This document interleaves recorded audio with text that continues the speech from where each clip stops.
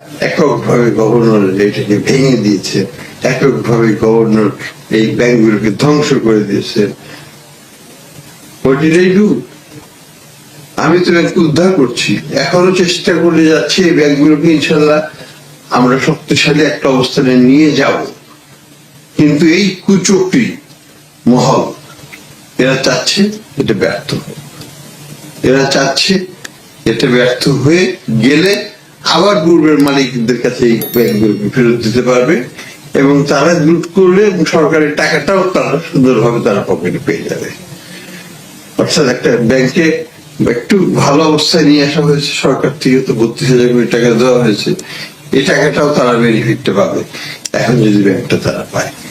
এটা তো আমাদের কাম্য না, এটা তো জনগণের টাকা, জনগণকে উদ্ধার করার জন্য দেওয়া হয়েছে এবং জনগণকে উদ্ধার করার কাজেই এটাকে ব্যবহার করা হবে।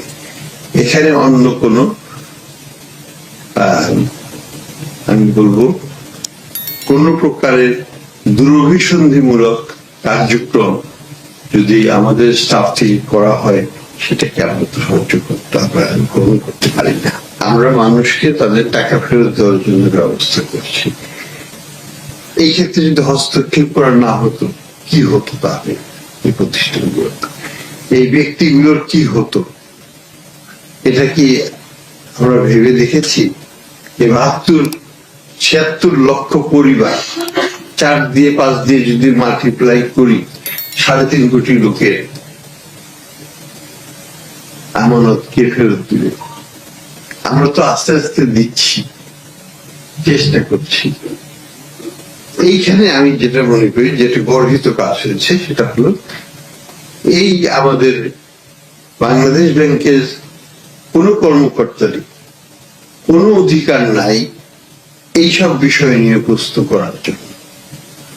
এটা তাদের আওতাভুক্ত কোনো ইস্যু নয়, হতে পারে না, কোন দেশে কোথাও হতে পারে না। এবং সেই কারণেই আমরা তাদের উপর ডিসিপ্লিনারি অ্যাকশন নিয়েছি।